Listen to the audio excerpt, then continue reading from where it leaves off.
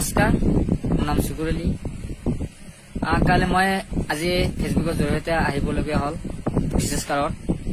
যোৱাকালি হয়তো চুকুৰ আলী বিয়া পাতিছে বুলি এনেকুৱা গোটেই অসমত মানে চৰ্চা চলিছে। চুকুৰ আলী কথাটো বেছি নহয়, কথাটো হয়।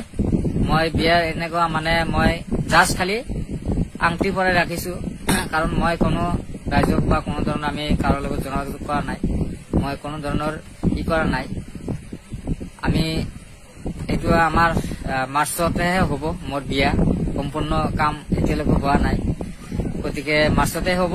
আমি এতিয়া জাষ্ট খালি মই আংটি পৰাই ৰাখিছো, সেইকাৰণে আমি কাৰোকো নিমন্ত্ৰণ দিব পৰা নাই। গোটেই অসম ৰাইজৰ ওপৰত নিমন্ত্ৰণ আছে, গতিকে ইমান ভাবিব নালাগে। কোনোবাই বহুত মোক ফোন কৰি কৈ আছে মোক নিমন্ত্ৰণ কিয় দিয়া নাই, চুকুৰ আলী বিয়া পাতিলে গমেই নাপালো। গতিকে সেইবিলাক লৈ মানুহৰ ৰাইজক আমি আহ্বান জনাও যে সেইবিলাক যাতে বিতৰ্ক লব নালাগে। গতিকে সকলোৱে পাব, মই নিমন্ত্ৰণ দিম, গোটেই অসমবাসী ৰাইজৰ ওচৰত নিমন্ত্ৰণ পাব, সেইবিলাক লৈ চিন্তা কৰিব নালাগে। গতিকে মই কাৰো ফ্লাছ কৰা নাই, মই জাষ্ট খালি মই আংটি পৰাই ৰাখিছো। এতিয়া মই ঘৰত বোৱাৰী এতিয়ালৈকে অনা নাই, মই এতিয়া মাৰ্চতেহে বোৱাৰীখন আনিম।